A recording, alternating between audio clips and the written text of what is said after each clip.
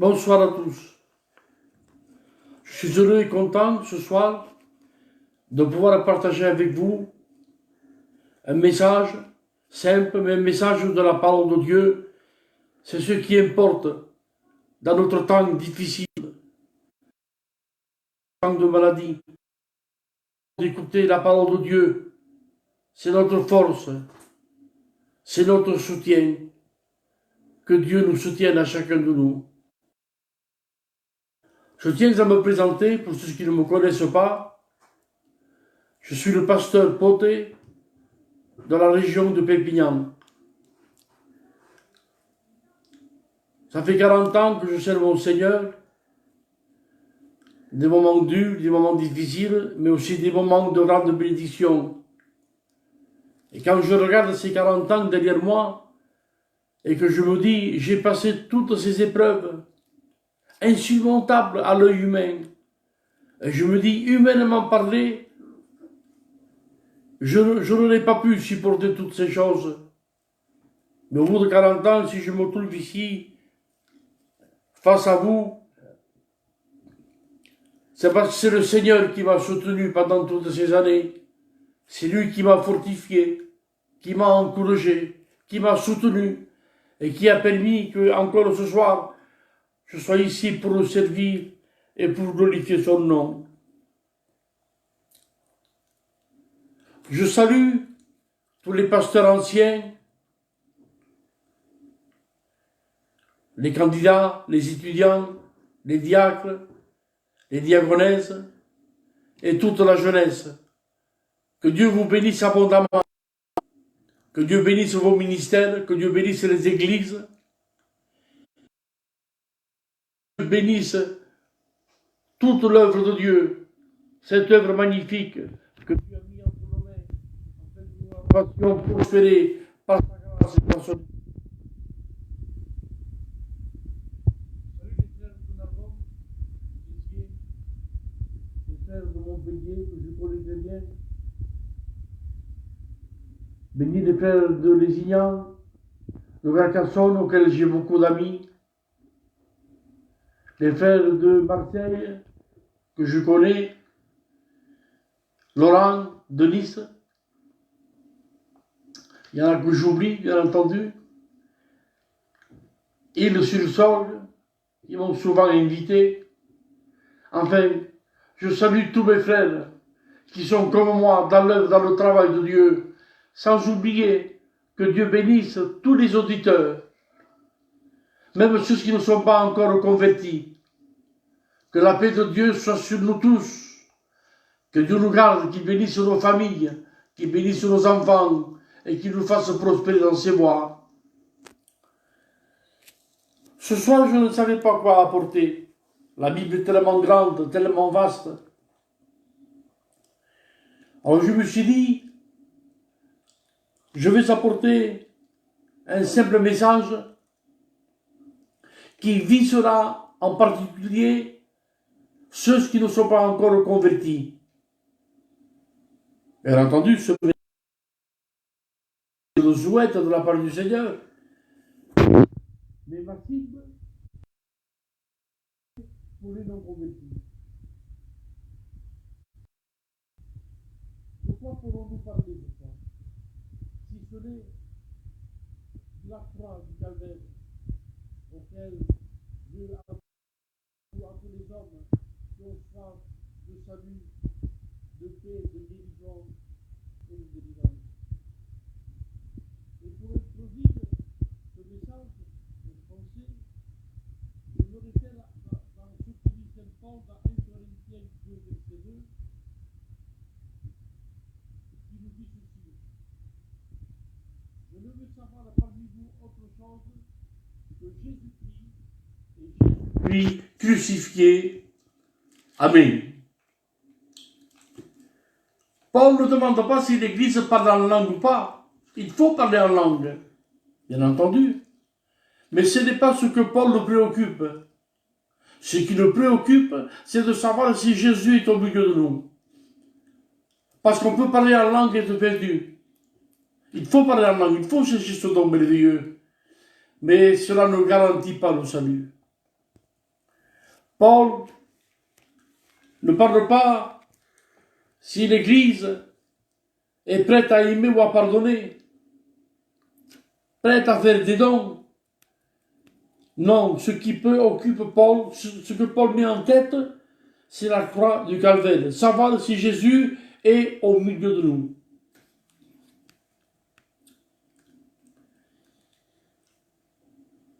Saint Paul ne parle pas de la naissance du Christ. La naissance du Christ était quelque chose de prodigieux, quelque chose de grandiose, quelque chose qui dépasse les lois de la nature.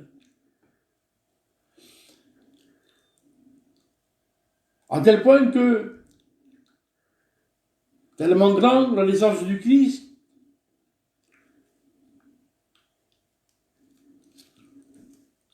si on se réfère aux prophéties de la Bible, le premier à prophétiser la naissance du Christ, ce n'est pas un prophète,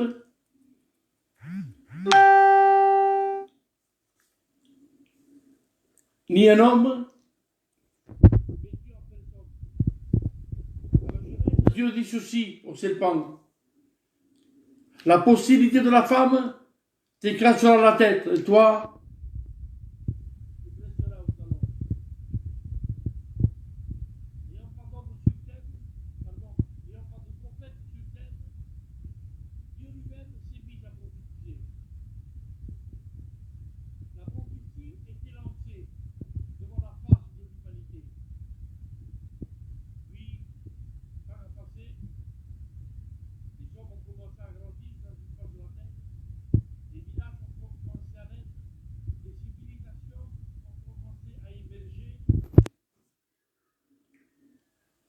des rois ont commencé à diriger,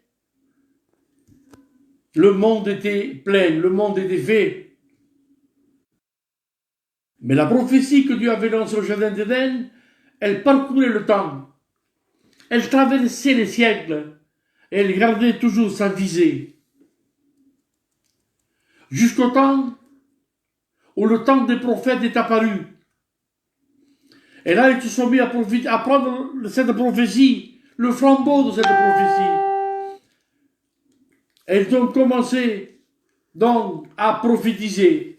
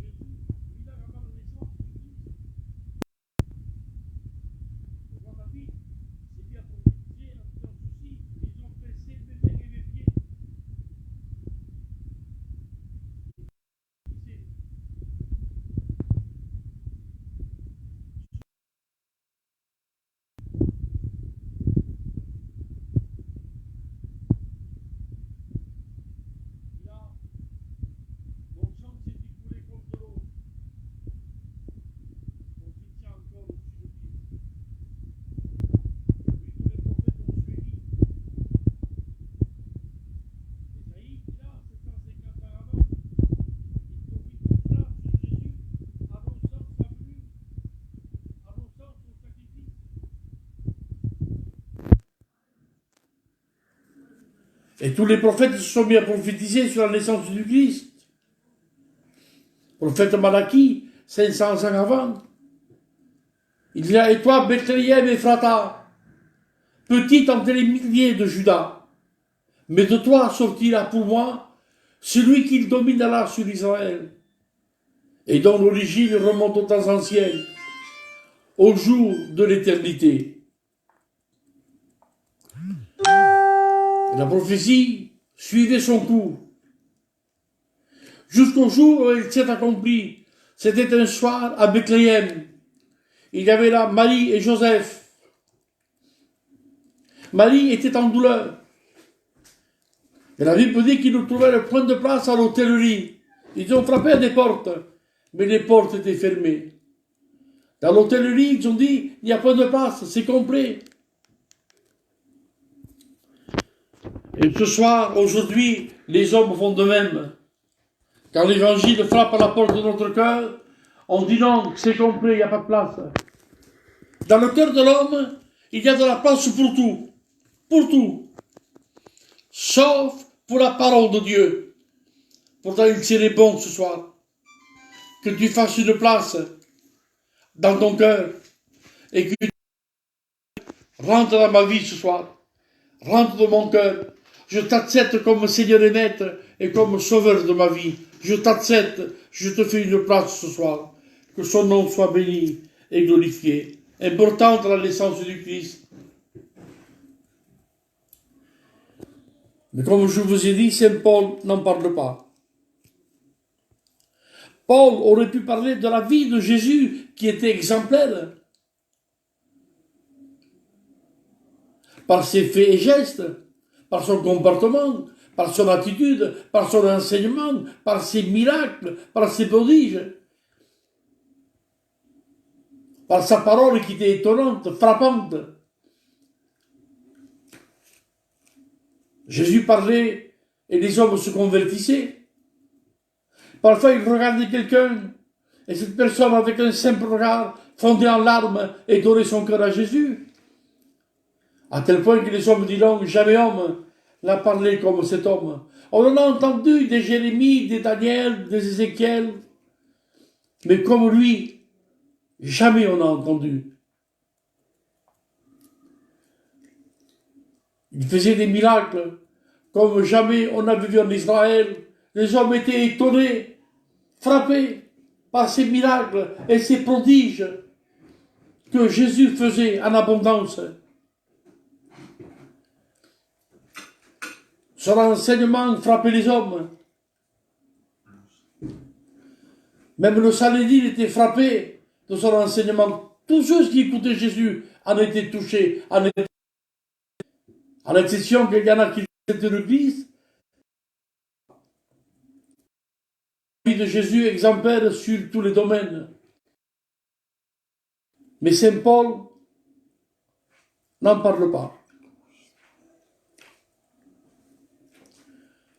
Paul aurait pu parler au moins de la résurrection du Christ, qui était quelque chose d'explosif, quelque chose qu'on n'avait jamais vu, quelque chose de grandiose, quelque chose qui dépasse les lois de la nature. Tellement importante la résurrection du Christ, que la Bible dit ceci, que Jésus est le premier-né des morts. Alors je me suis questionné, et je me suis dit, qu'est-ce que c'est que le premier-né des morts?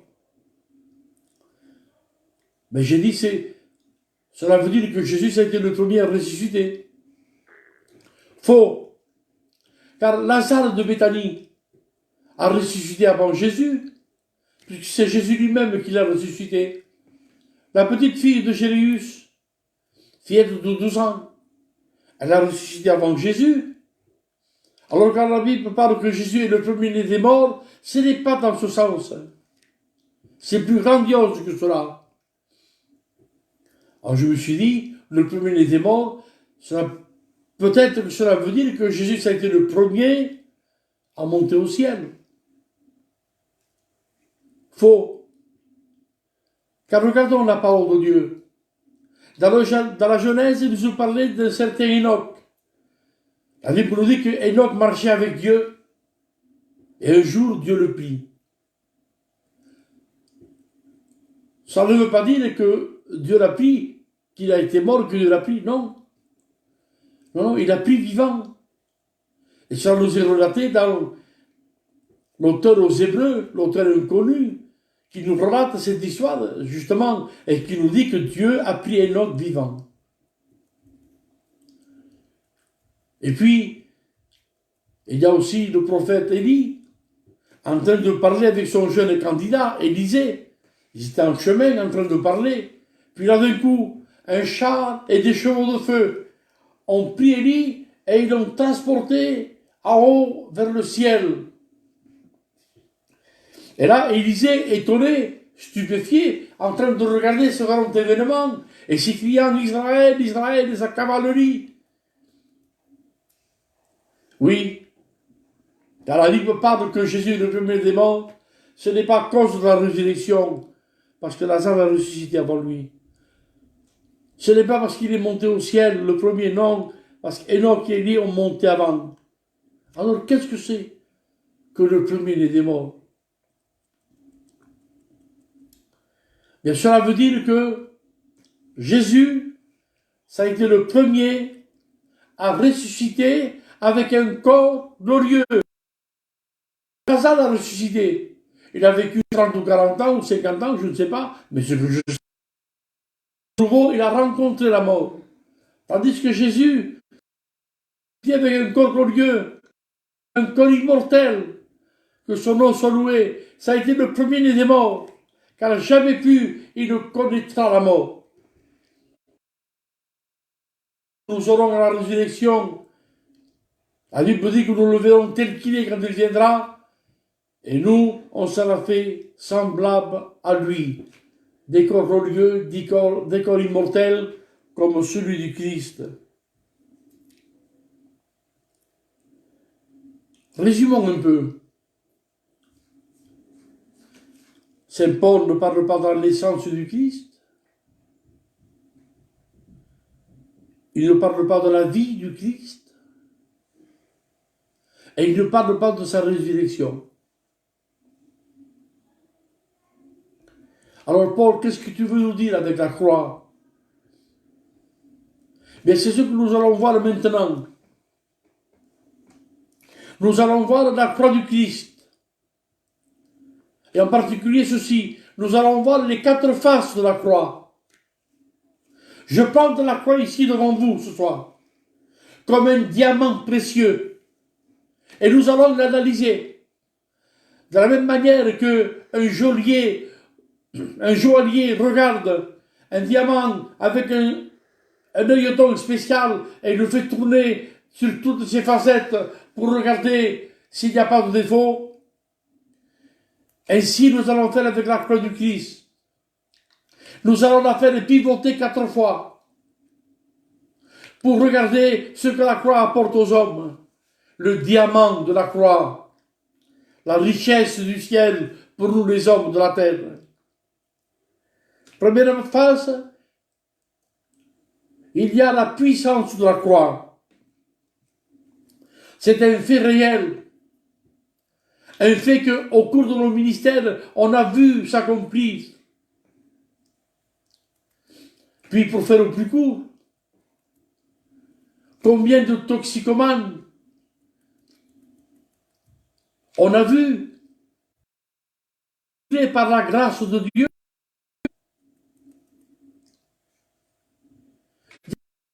ici à Pépignan, fortement touchés.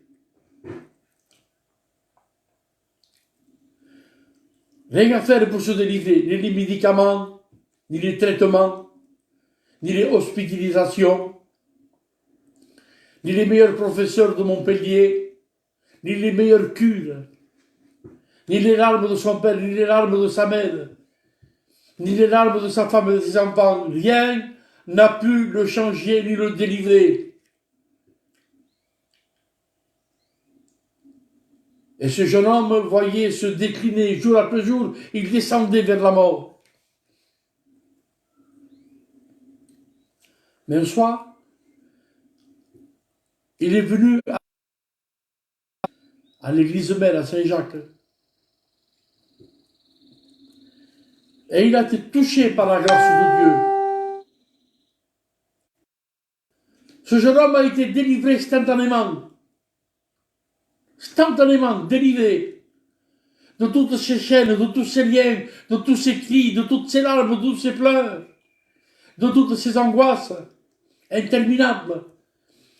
Ce que les médicaments n'ont pas pu faire, ce que les larmes de ses parents n'ont pas pu faire.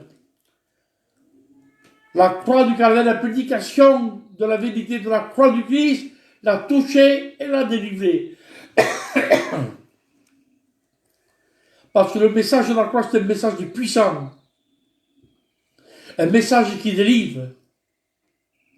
Et qui peut délivrer encore ce soir, si tu es captif de quelque chaîne que ce soit, et confiance à la parole de Dieu qui ne diminue jamais. Sache que le message de Dieu pour toi ce soir, Appuie-toi sur la parole de Dieu, car la parole de Dieu sera ta délivrance. Je me rappelle de cette jeune Anglaise, témoignage. Elle se nommait Dora Evans, une jeune adolescente. Elle vivait dans sa maison avec sa maman, et le monsieur qui avait dans sa maison, ce n'était pas son père. Puis la petite vivait mal, elle n'était pas bien dans cette maison. Un jour, elle est partie. Elle mangeait un jour oui, un jour non. Elle dormait sur les bancs publics. Et les jours passaient. Et un jour, une femme âgée, très bien habillée, s'est approchée d'elle, elle s'est mise à lui parler avec une voix douce, en lui demandant qu'est-ce qu'elle faisait là, qu'est-ce qui lui arrivait. Et la jeune fille, innocente de tout, donc s'est mise à lui dire, à lui révéler sa vie, à lui parler de sa vie, de sa misère, et dans l'état où elle se trouvait. Cette femme âgée s'est proposée à lui donner le gîte et le couvert. La jeune fille, dans le besoin, a accepté cette invitation, ou plutôt cette proposition. Et elle est rentrée dans la maison de cette femme, elle a vécu un temps. Puis cette dame ancienne, elle prenait cette jeune fille et la menait dans une sorte de religion, une sorte de secte. La jeune fille était ignorante de tout. Cette secte, c'était une secte sataniste, où on invoquait le mal. Pour venir le plus court, les années ont passé, et cette jeune fille, Dora Evans, a pris tellement de l'ampleur au milieu de cette secte, qu'à la fin, elle est devenue, elle, la princesse de cette secte. C'est elle qui gouvernait tout, c'est elle qui dirigeait tout, par les pouvoirs que Satan lui avait donnés. Elle avait des pouvoirs extrêmes, que je ne veux pas énumérer à l'Église. Ce que je sais, c'est qu'un jour, elle s'est rencontrée avec un pasteur. Les ténèbres ont rencontré la lumière. Le mensonge a rencontré la vérité. La mort a rencontré la vie. Ce pasteur a mis 6 mois pour la délivrer. Parce qu'elle était infestée de démons. D'abord, son livre, et je l'ai lu, le livre sur Dora Evans s'appelle Arraché aux démons. Et à la fin, par la grâce de Dieu, au nom puissant de Jésus, cette jeune fille a été délivrée et elle s'est convertie donc à Jésus-Christ. Et quand elle a pris tout son bon sens, quand elle a repris ses esprits, elle a dit au pasteur, elle a dit un soir, de toi il y avait un homme vêtu. Le pasteur dit non, j'étais tout seul. Il dit non, il y avait un homme vêtu de blanc auprès de toi. Je ne voyais pas son visage. Il ne m'a pas dit un seul mot. La seule chose qu'il a fait, il m'a montré ses mains. Et à la vue de ses mains, les démons ont sorti de mon corps. Oui, Dora Evans, délivrée par la puissance du Christ, par la puissance de la croix, par la puissance du message. Quel que soit ton lien ce soir, quelles que soient tes chaînes, Christ est capable de te délivrer.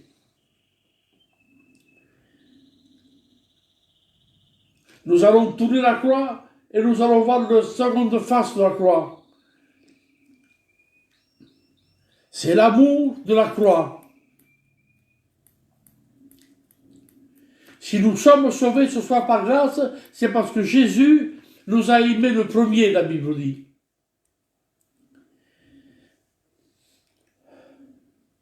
L'amour de la croix, le pardon de la croix.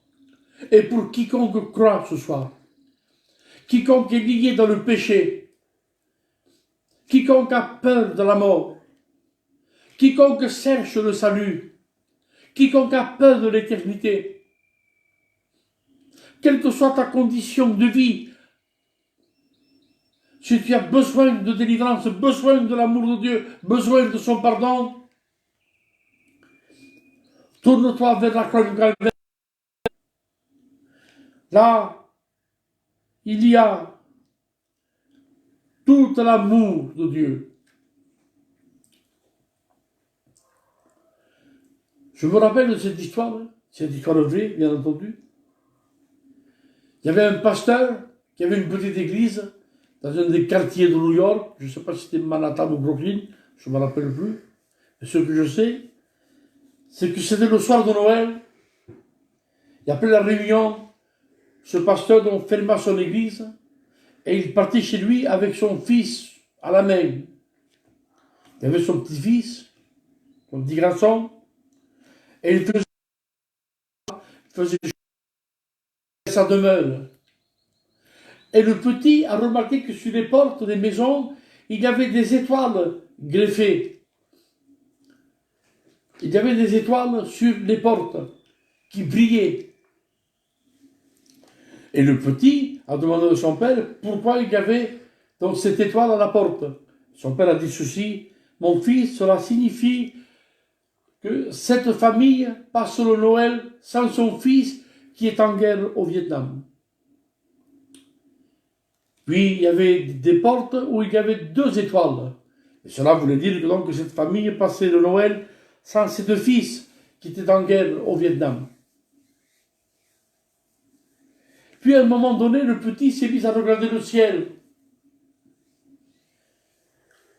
Et là, avec ses paroles d'enfant, avec ses paroles vraies, car la vérité sort de la bouche des enfants, il y avait la grande étoile du soir qui brillait dans le firmament. Et le petit dit à son bel papa: je vois une grande étoile qui brille dans le ciel. Est-ce que Dieu aussi aurait donné un fils? Là, le père s'est arrêté. Il a serré contre lui et il lui a dit ceci: mon fils, car Dieu a tant aimé le monde qu'il a donné son Fils unique, afin que quiconque croit en lui ne périsse pas, mais qu'il ait la vie éternelle. Amen, que son nom soit loué et glorifié. Et c'est ce que Dieu te propose ce soir. Il te propose la vie éternelle, le pardon intégral de ton péché, car le sang de Jésus nous purifie de tout péché et de toute iniquité. Oui, la grâce de Dieu veut submerger ta vie, veut submerger ton cœur. Ne ferme pas ton cœur, ne sois pas dur. La Bible nous parle qu'à la mort du Christ, à la croix du Calvaire, il y a eu un tremblement de terre puissant. Tellement puissant que les pierres éclataient.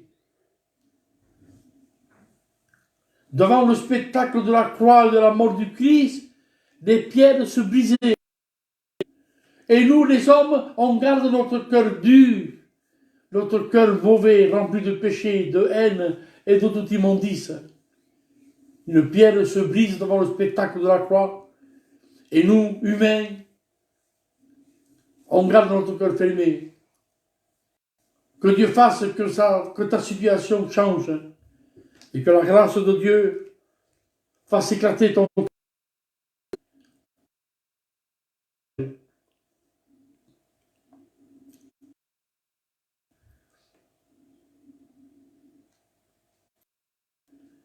À la croix du Calvaire, Jésus a versé tout son sang.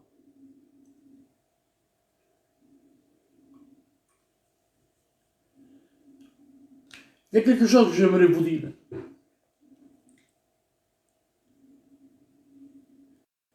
Parfois, on remarque que des rivières ont séché. Les rivières sont pleines, on passe quelques années après, et la rivière a séché. On voit des lacs, c'est grand les lacs. Mais avec le temps, les années passent, la chaleur fait son effet, et avec les années, les lacs se sèchent et se tarissent. La mer elle-même, elle se retire. La mer se retire, les lacs s'assèchent, et les rivières disparaissent. Parce que c'est le temps qui a passé et qui a provoqué ces choses. Laissez-moi vous dire qu'il y a plus de 2000 ans que le sang de Jésus s'est versé sur la croix du Calvaire pour l'humanité. Ce sang n'a pas séché.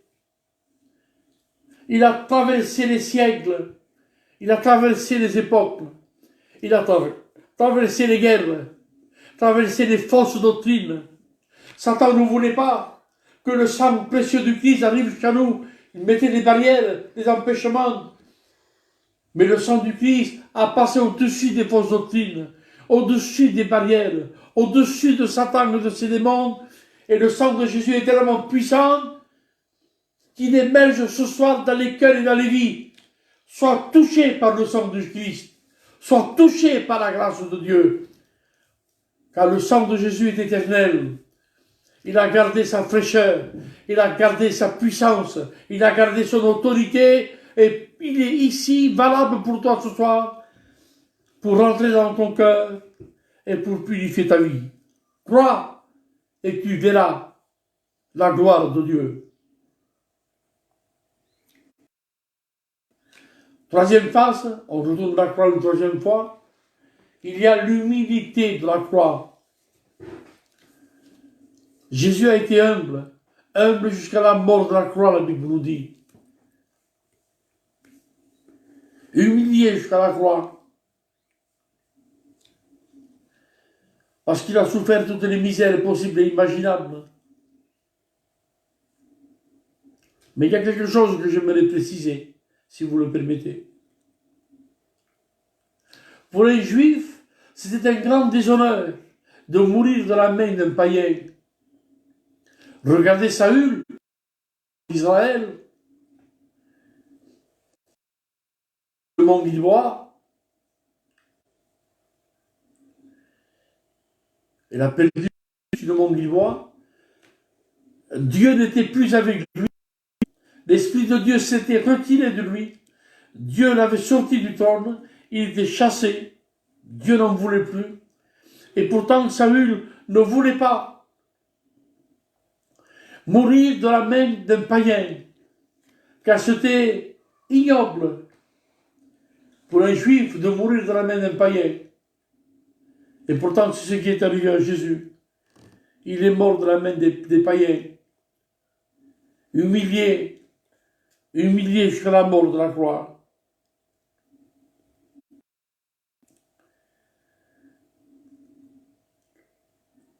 Pour t'approcher du Christ ce soir, de sa croix puissante,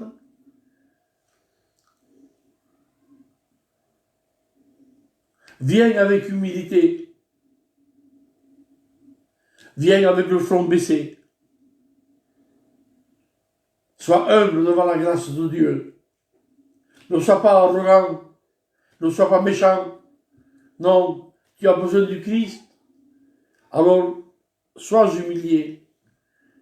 Quelqu'un qui demande avec humilité, il reçoit de la part de Dieu. Dis-lui, Seigneur, je suis indigne de toi. Car j'ai vécu toute ma vie loin de toi. Je t'ai toujours résisté. Ma vie est pleine de chaînes, pleine de péchés. Mais ce soir, je te reçois comme un Seigneur et Maître. Je viens m'humilier en face. Je te demande pardon. Et je veux recevoir ta grâce et ta sainte miséricorde. L'humilité. Vous savez ce que c'est un paratonnerre? Bien, c'est un morceau de fer qui fait à peu près 1 mètre de hauteur, à peu près. Et on le met sur le haut des toits. À quoi ça sert? Et ça sert à ceci. S'il y a un grand orage qui éclate, et qu'un éclair vienne à toucher la maison, au lieu que la maison et que ses occupants soient foudroyés, c'est ce paratonnerre géant qui s'empare donc de ce tonnerre, de cet éclair, et qui le met dans les profondeurs de la terre, épargnant la maison et ses habitants. C'est comme un paratonnerre géant. C'est ce qui s'est passé à la croix. Jésus a été le paratonnerre de Dieu. Ésaïe nous le dit. Tous ceux qui devaient tomber sur nous dans la colère de Dieu et tout ce qui s'ensuit, tout ce qui devait tomber sur nous est tombé sur lui. Il a reçu la colère de Dieu de plein fouet. Il a reçu nos péchés, nos iniquités. Il s'est emparé de ces choses mauvaises pour nous donner son amour, sa délivrance, son humilité et la passion de la croix. Que le salut et la grâce de Dieu soient ton partage ce soir. Puis pour terminer, car il faut bien terminer, nous allons tourner la croix une 4e fois et regarder la 4e face de la croix. C'est la profondeur de la croix.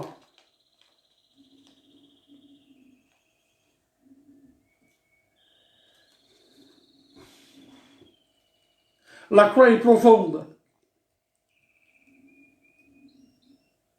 Elle est inébranlable.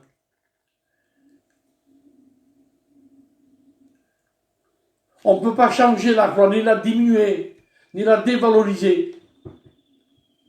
La croix et son message est permanent, est fondé sur la vérité, fondé sur le roc.